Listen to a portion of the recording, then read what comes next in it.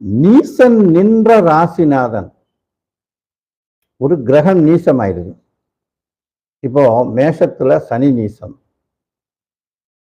ரிஷபத்துல ராகு அல்லது கேது நீசம், கடகத்துல செவ்வாய் நீசம். சில இடங்கள்ல சில ஜோதிட சாஸ்திரங்கள்ல சிம்மத்துல ராகு அல்லது கேது நீசம்னு சொல்லப்படுது. கன்னியில சுக்கிரன் நீசம், துலாத்துல சூரியன் நீசம், விருச்சிகத்துல சந்திரன் நீசம், மகரத்துல குரு நீசம், மீனத்துல புதன் நீசம். இப்ப எல்லா கிரகங்களும் நீச கிரகங்கள் எங்கெங்க இருக்கும்னு சொல்லிட்டேன். இப்ப இந்த நீசமா இருந்து நீச பங்கமாகாம, அதாவது நீசம் கேன்சல் ஆகாம ஒரு ஜாதகத்துல நீசமாவே இருந்தார், அவரு கட்டாயமா ஒரு அவர் பாவம் ரொம்ப, அவர் இப்படித்தான் இருப்பாருன்னு சொல்ல முடியாதுங்க. நீசமாவே இருந்தார்.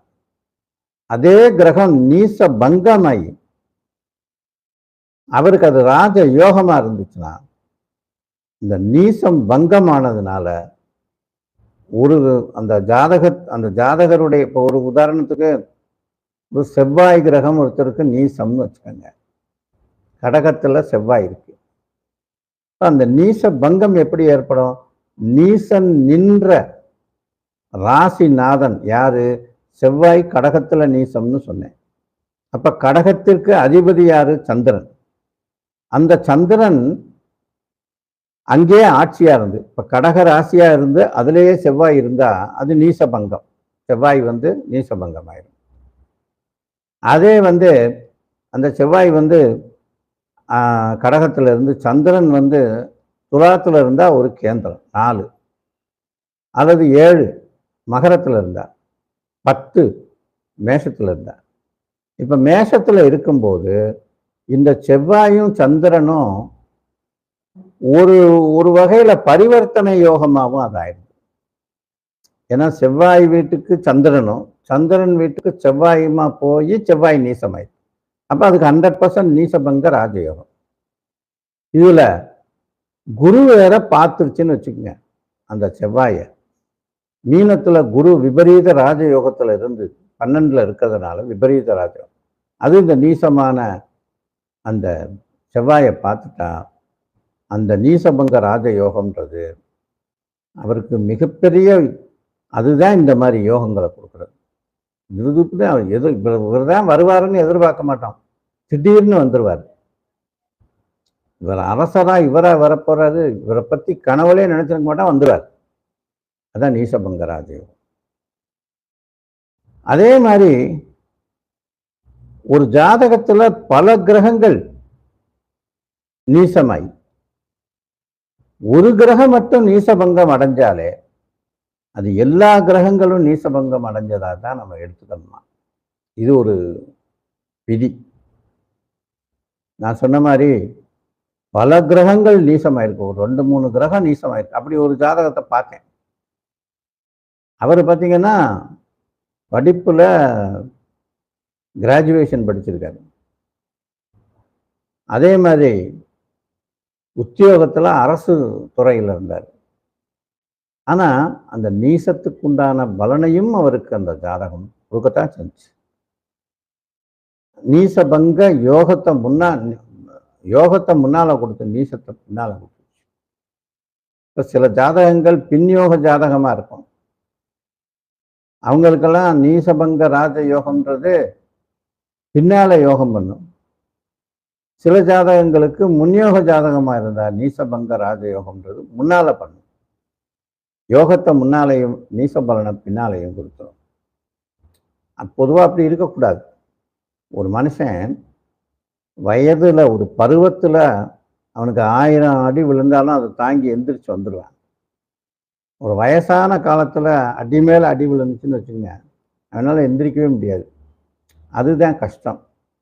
அது அந்த ஒரு பாட்டு ஒரு படத்துல, ரஜினி படத்துல பாடுவார்ல, 8 8 மனுஷன் வாழ்வை பிரிச்சுக்க, எந்த 8ல் நீ இருக்க புரிஞ்சுக்கன்னு. அதெல்லாம் புரியத்தான் செய்யுது. அவனுக்கு பிராராப்த கர்மா, சஞ்சித கர்மா ரெண்டும் ஒத்துழைக்கலைன்னா அவன் வெறும் பாடத்தான் செய்யலாமே ஒழிய சாதிக்க முடியாது. ஒரு மனிதன் பணத்தில் பெரிய ஆளாக வந்துடுவார், ஆனால் ராஜாவாக முடியாது. ஒருத்தருக்கு பணமே இருக்காது, 10 விஷயம் இருக்காது, திடீர்னு ராஜாவாயிடுவார். பணம் இருந்து ராஜா ஆக முடியாது, பணமே இல்லாமல் ராஜாவாயிடுவார். அதுக்கு 2 உதாரணம் சொல்கிறேன் உங்களுக்கு. அதே ரஜினி சார், இன்னைக்கு இருக்கிற மோடி சார், இவங்க 2 பேருமே வச்சுங்க, அவர் பொருளே இல்லாத ஒரு வீட்டில் ஏழ்மையான குடும்பத்தில் பிறந்து எவ்வளோ உயரத்துக்கு போயிட்டாரு. இப்போ இவர் பொருளாதாரமே இல்லாத கஷ்டப்பட்ட வீட்டில் பிறந்து எவ்வளோ பெரிய பொருளில் எவ்வளோ பெரிய உயரத்துக்கு போயிட்டார். ஆனால் ராஜயோகம் இவருக்கு எத்தனையோ தடவை அமைஞ்சாலும் அதை இவருக்கு அடைய முடியல. அடைஞ்சிருந்தா சிக்கல் தான். அது அவருக்கு கொஞ்சம் அந்த விஷயத்தை தெரிஞ்சதுனால, அந்த ஜோதிட ஞானம் இருந்ததுனால எதை செய்யணும் எதை செய்யக்கூடாதுன்ற பக்குவம் அவர்கிட்ட இருந்தது.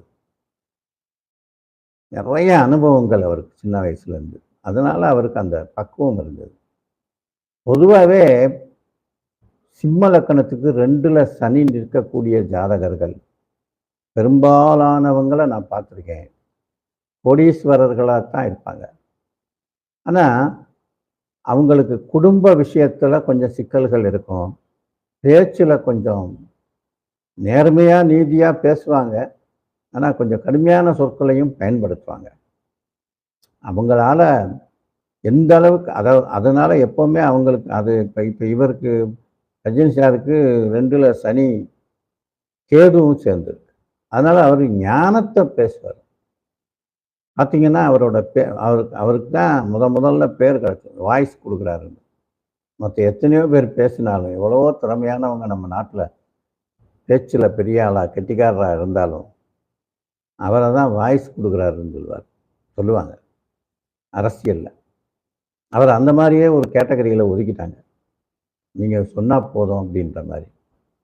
அதே மாதிரி சில பேர் வாய்ஸ் கொடுத்து அந்த கட்சியே வீணாக போயிருக்கு, அதுக்கும் நிறைய உதாரணங்கள் இருக்குது. இது எல்லாமே அந்தந்த ராஜயோகத்தினுடைய அடிப்படையில் தான் அது நடக்கும். யோகங்கள் தான் அதை நிர்ணயம் பண்ணுது. அதே மாதிரி ஒரு நீச கோளை, நீசமான ஒரு கிரகத்தை நீச கிரகம் பார்த்துதுன்னு வச்சுக்கோங்க. ஒரு உதாரணத்துக்கு கடகத்தில் செவ்வாயும் மகரத்தில் குருவும் இருந்தால், மகரத்தில் குரு இருந்தால் அது நீசம், கடகத்தில் செவ்வாய் இருந்தால் அது நீசம். எப்பவுமே எல்லா கிரகத்துக்கும் 7ஆம் பார்வை இருக்கு. இப்போ இந்த 2 கிரகமும் 7ஆம் பார்வையா பார்த்துக்கிறது சமசப்தமமா. அப்படி பார்த்துக்கிடுச்சுன்னா அந்த நீசம் பங்கமாயிருமா, ஏற்பட்டு நீச பங்கம் ஏற்பட்டு ராஜயோகம் உண்டாகும். இந்த 2மே ஒண்ணுக்கொன்னு ஃப்ரெண்டாவும் ஆயிப்போம். நீச பலனை கொடுக்காது, நீச பங்கமான யோகத்தை கொடுக்கும். அதாவது குருவும் செவ்வாயும் பார்த்துச்சுன்னா குரு மங்கள யோகம். அதாவது அவர் ஒரு ரியல் எஸ்டேட் பண்றவராக இருப்பார், அந்த அமைப்பை பொறுத்து இல்லையா, பூமி வகைகளை விற்று பணம் சம்பாதிக்கிறவராக இருப்பார். அல்லது பொருளை 10 ரூபா பூமியில போட்டார்னா அது லட்ச ரூபாயா பெருகும். ஒரு 1000 ரூபாய்க்கு ஒரு சென்ட்னு வாங்கியிருப்பார், அவர் பெரிய கோடீஸ்வரன் ஆயிடுவார். அந்த ஒரு 1000 ரூபாய் இன்வெஸ்ட் பண்ணது பேசாம அதை அது அந்த நேரம் அது வேணாம்ன்ற அளவுக்கு வம்பா பிடிச்சி வாங்கிடுவார், போட்டு வச்சிருப்பார், அது பாட்டு கிடக்கும். திடீர்னு ஒரு நாள் அது கோடான கோடி ரூபாய்க்கு போயிடும். அந்த மாதிரி அப்படி சில யோகங்கள் இருக்கு. அது குரு மங்கள யோகத்தை சார்ந்தது.